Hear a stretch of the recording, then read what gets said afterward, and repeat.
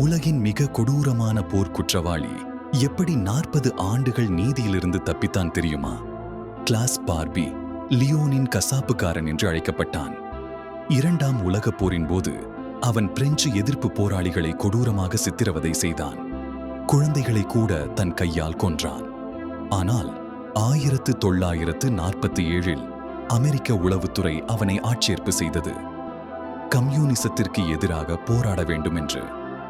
அவனது போர்க்குற்றங்களை அறிந்தும் கூட CIA உதவியுடன் அவன் பொலிவியாவிற்கு தப்பினான்.